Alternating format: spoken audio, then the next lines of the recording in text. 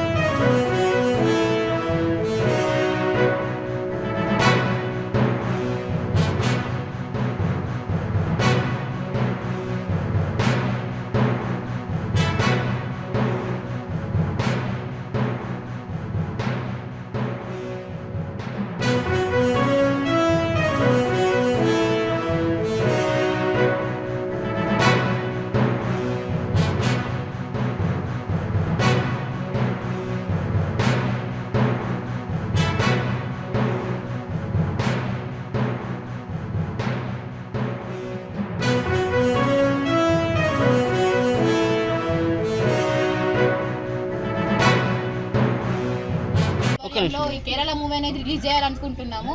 కానీ ఎందుకు రిలీజ్ చేయనిస్తలేరు అంటే ఇది ఓన్లీ రాజకీయమైనా లేకపోతే వాళ్ళది వీళ్ళ సొత్తోనా? అందరు అమ్మాయిలే వీడియో చూడాల్సిందే. దీంట్లో ఏముంది, తప్పేముంది చూడకపోవడానికి? ఏమైనా అక్రమాలు ఉన్నాయా, అన్యాయాలు ఉన్నాయా? మన ఆడపిల్ల దేనికి బలవుతుందో అనేదే కదా. అంటే దేనికోసం రిలీజ్ చేస్తారు? అన్ని దగ్గర రిలీజ్ చేస్తున్నారు. నాందేడ్లో, నిజామాబాద్లో అన్ని దగ్గర రిలీజ్ చేస్తున్నారు.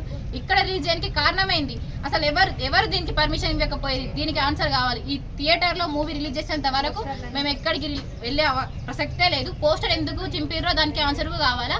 మేనేజ్మెంట్ మాకు ఎందుకు షో ఉందనేసి రిలీజ్ ఎందుకు చేసిర్రు దానికి ఆన్సర్ ఇచ్చేంత వరకు ఇక్కడ నుంచి కదే ప్రసక్తే లేదు. ఇక్కడికి వచ్చి 9:30 అవుతుంది, ఇప్పుడు 11:30 అవుతుంది. అప్పటి నుంచి ఇప్పటి వరకు ఇక్కడనే ఉందాం. ఎందుకు రిలీజ్ చేస్తలేరు? 11:30 కానీ పెట్టిరు. పెట్టాలి కదా షో, ఎందుకు పెట్టలేరు? దీనికి మాకు ఆన్సర్ మేనేజ్మెంట్ వచ్చి ఆన్సర్ ఇచ్చేంత వరకు ఇక్కడ నుంచి వెళ్ళే ప్రసక్తే లేదు.